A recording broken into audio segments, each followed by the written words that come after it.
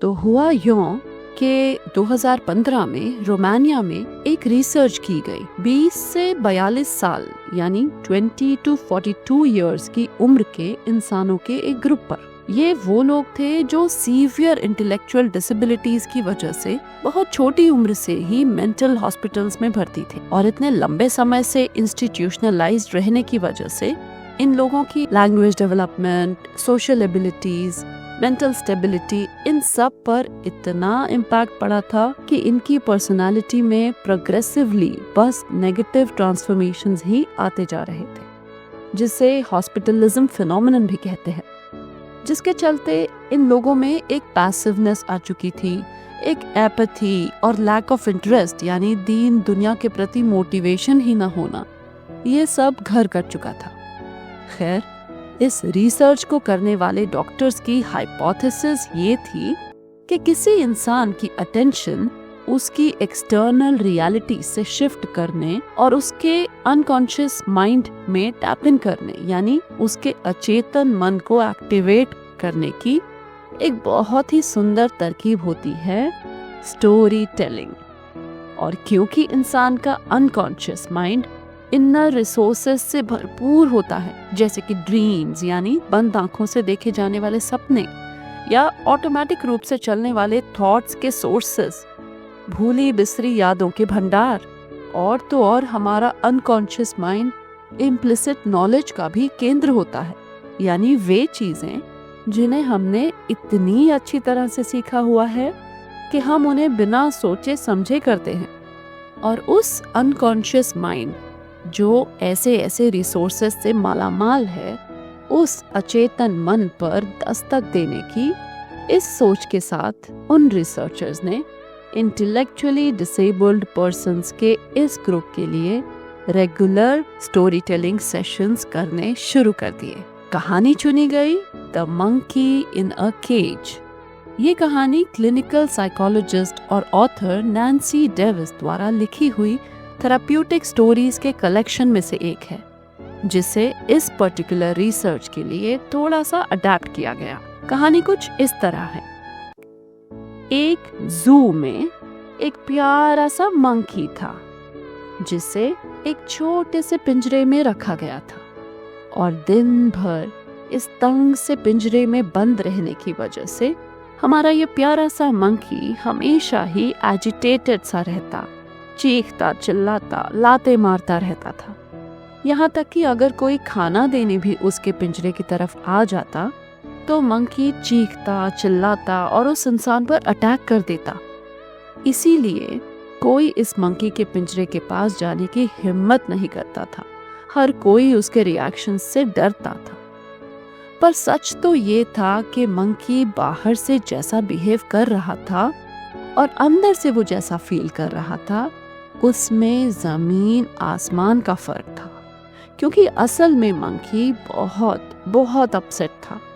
उसे ये तंग पिंजरा बिल्कुल पसंद नहीं था। उसे इस तरह कैद होकर जीना पसंद नहीं था। उसे यहाँ बोरिंग लगता था, अकेलापन लगता था। और इस सैडनेस की वजह से मंकी के कलेजे में एक बड़ा सा काला छेद बन चुका था।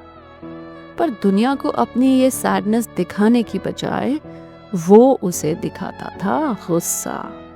मंकी को अपनी रियल फीलिंग्स निकालने का कोई और तरीका पता ही नहीं था।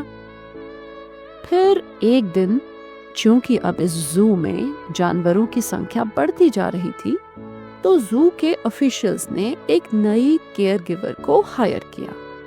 एक ऐसी लेडी जो जानवरों को समझने में माहिर थी। हालांकि शुरू में हमारे इस मंकी ने चीख चिल्ला हाथ पैर चलाकर अच्छा खासा तमाशा किया, पर जैसे जैसे ये जेंटल सी लेडी मंकी को ऑब्जर्व करने लगी और हर रोज उससे बातें करने लगी, मंकी को फील होना शुरू हुआ कि ये नई केयर गिवर उसके इस इरेटिक बिहेवियर, इस तुनक मिजाजी के पीछे के असली रीजन को समझती है और उसके अंदर के पेन को, उसकी एगनी को पहचानती है। मंकी ने भांप लिया कि अब फाइनली उसके सामने एक ऐसी इंसान है जो सच में इस सैडनेस से उबरने में उसकी हेल्प कर सकती है। तो मंकी ने इस लेडी की बात को ध्यान से सुनना शुरू किया और वो जो भी सजेशंस उसे देती, जो भी सीखने को कहती, उसे मानना शुरू किया। और धीरे धीरे मंकी के बिहेवियर में इतने पॉजिटिव चेंजेस आने लगे कि उसे जू के दूसरे एरिया में शिफ्ट कर दिया गया, जहां वो घूमने फिरने खेलने के लिए आजाद था। यहाँ उसके पास बहुत से संगी साथी भी थे। और एक दिन उस प्यारे से मंकी ने पाया कि उसके कलेजे का वो ब्लैक होल भी अब पूरी तरह हील हो चुका था।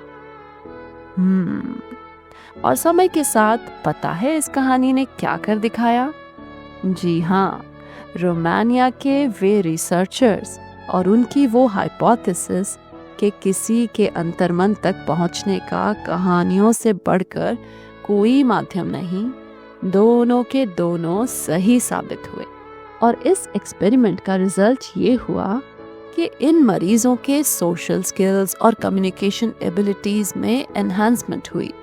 यहाँ तक कि लैंग्वेज एक्विजिशन भी बेटर हो गई और उनके चैलेंजिंग बिहेवियर्स में अच्छी खासी कमी आ गई।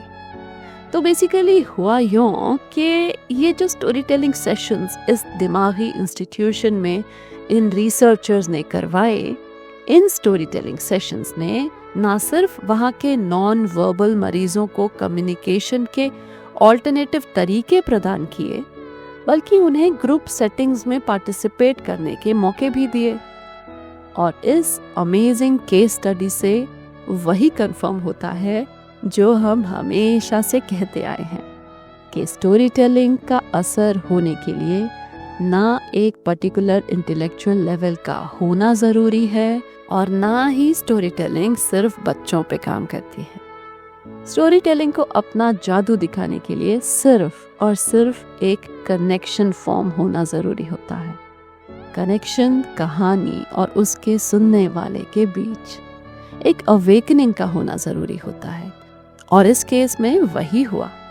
जस्ट इमेजिन 20 से 42 की उम्र के एडल्ट्स थे ये लोग, वो भी सीवियर इंटेलेक्चुअल डिसेबिलिटी एडल्ट्स वाले एडल्ट्स, ऊपर से नॉन वर्बल एडल्ट्स, और फिर भी उनके अंतर्मन की गहराइयों में छुपी रिदम, इमेजरी, इमोशंस सब को जाके अवेकन किया एक प्यारे से मंकी के मेटाफर ने।